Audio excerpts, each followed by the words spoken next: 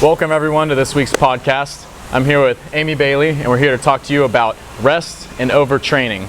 So I'm going to have Amy kick us off with what is rest? Yeah, so rest, I'm very unprepared with a good definition of rest, but I'm just going to roll. No, that's a good thing because it's different for everybody. You shouldn't just generalize what rest is. Everybody has a different idea and perception of what rest means. Yeah. You can bring it into a lot of different conversations. Rest your mind, rest your body, different ways to do it. And I think kind of when I was thinking about this topic, I was thinking of all of the above. I think when we're talking rest days, at least in this podcast and as we coach, I do refer to complete rest days as resting your mind, resting your body, not necessarily resting on your nutrition, but but definitely taking a rest day. And there's a million different ways to go into this. There's active rest days. Again, I'm talking about total rest days where you are not worried about a workout. You're not thinking about programming and weights and all that stuff. You're taking a rest day. So that being said, I just wanted to jump into kind of why rest is so important. We talk about all the time why fitness is so important, which it is. But rest is important too. So one of the main reasons I think is for muscle repair. Part of the reason we all work out is so that we get nice toned muscles or grow our muscles. Yeah, absolutely. And so in order for us to have our tough workouts and our weightlifting sessions pay off, our body needs time to repair the muscle tears that you're creating when you're lifting those big heavy weights.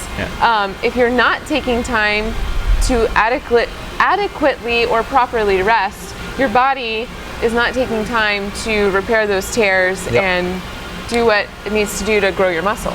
Yeah, not to scare you about muscle tears. It's very small. It's not like you're damaging your muscles. Right. It's an active growth that's happening when you fall asleep after a day's workout.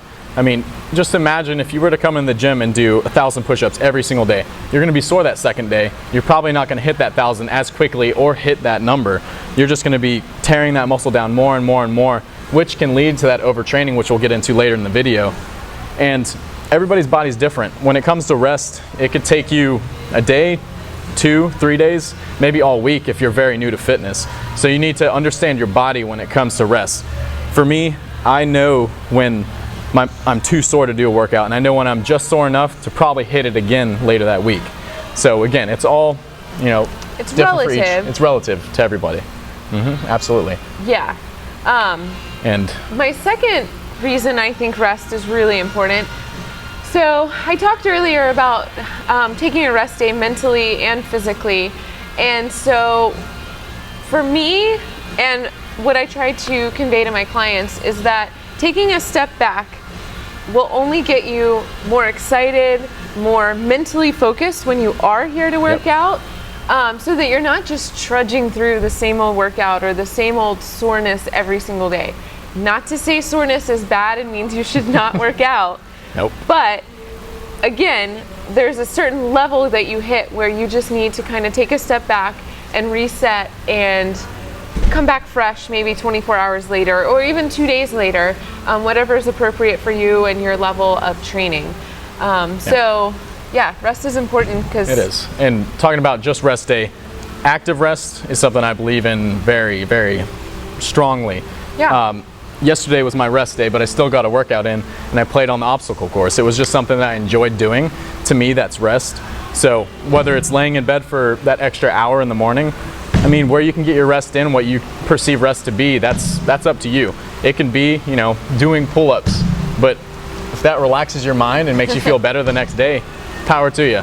I mean, it doesn't have to be sitting around. I love coming to the gym, so I'm going to do it as much as possible without, injuring myself through overtraining or something like that. Yeah.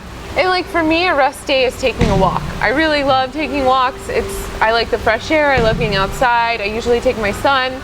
He loves it. So it's like a downtime for me, but I'm doing something. So I still consider that rest. Yeah. And I think my third reason for why rest is so important is because it prevents overtraining. Which you've been touching on a few points. Yeah, and that's a big scary word, and there are so many ways to measure that, or everybody has a different threshold for that. Yeah. So I feel like you want to talk about that a little bit. I'm passionate about overtraining because in other videos, a lot of people who bring up overtraining don't understand what it is.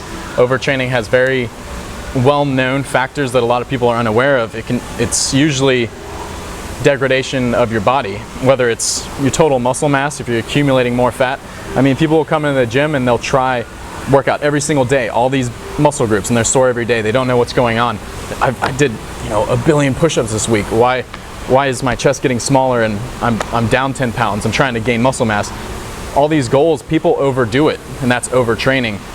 Don't be afraid of that word. You need to overreach, but doing so, that's what's going to cause progress. Those little increases every week, whether it's, I like to think of the 10% rule every week or two. And so whether it's cardiovascular strength, if you're doing one extra set, like 1 week to the next, or getting that extra quarter mile each time you go running, that's healthy. You're if doing you're 10% recovering more. That's what you're saying. Don't go 200%. Your body's not going to be ready for it. That's overtraining. You need to overreach. So one of the take-home messages we'll get into a little more is train smarter and harder, not just harder. Because you can come in the gym and do everything in the world, but make sure you understand your body, what it's capable of, how much time you need to recover before you come in and try to do that again. Yeah, absolutely. And that's where I think rest comes into play. You don't need an all day long, crazy hard workout to get good effects. Like if your goal is to build muscle, you don't have to lift weights for 3 hours. No. Plan a smart workout, go hard for that time that you're working out. Yep, exactly. And you can get great effects, and then you're not working out for the bulk of your day just to gain huge muscles. There's a popular quote, and I believe it was Arnold Schwarzenegger who was quoted for this. Could you say it in the Arnold voice? In the Arnold voice. He said, let me think of the quote now before I try to put it in his voice. But he was saying, I can get a better 10-minute workout than you can in 10 hours. That was good. But there's truth behind it. I mean, if you come in the gym and give it all you got, and that was something that we kind of, I think, missed when we were talking about burnout. You need that rest for your mind, so when you come back in the gym, you get that intense workout. If you come in and give it 50%, I'm sorry, but you're not going to get the results you want. If you're, not sweating, you're not breathing heavy throughout the whole workout, and you're expecting to be able to run, a sub 5-minute mile, and you're currently at a 7-minute mile, it's not going to happen if you're not giving it all you got. The more you give in, the more you'll receive, as long as you're smart about it. Yeah. So I also just wanted to touch on, so just because you come work out every day and you're a little sore and maybe you're just kind of fatigued, that doesn't necessarily mean you're overtraining. No, again, we want to hit on that. We're not trying to say, only work out twice a week or something like that. Yeah. And I'll say the majority of people that may think they're overtraining, if you think soreness or something, you're incapable of doing something, the following week. Like I hit, this many reps at 135 on, this movement, and I missed by 2 this week. What happened? It could be a number of things. Nutrition, maybe you just got an hour or less of sleep. Just be mindful of where your body's at, what you've been doing. And I mean, if you track yourself, even the smallest goals, they build. It's just about progression. Yeah. It's not about, I want to look like that. Make those goals leading to that. Yeah. Mm-hmm. Yeah. So cool. So let's kind of give an overview and some takeaways. Yep. So rest is important, people. Yep, it's important. Take some days off. Take a day off. Whatever's appropriate for you and your activity level, and keeps you happy and healthy. That's what we're shooting for. You are shooting for muscle repair during your rest. It's good for your muscles. Yep, absolutely. Get that sleep. Rest and grow. It prevents both mental and physical burnout when you rest. Yep. You come back fresh, rejuvenated, excited for that tough workout, go extra hard. Oh, yeah. And it prevents overtraining. It does. And getting into a routine and understanding the body, you're just going to feel better day to day. So really keep that in mind. And rest is different, like I said to everybody. So get your sleep, eat right, come to the gym, get your workout in, things will fall into place. Yep. Cool. All right. Well, that's all we got. Go rest and thanks for joining us. Train hard. Train Harder, hard. not smarter. Hold on, I can't do the Arnold voice. No. Thanks for coming, guys. See ya.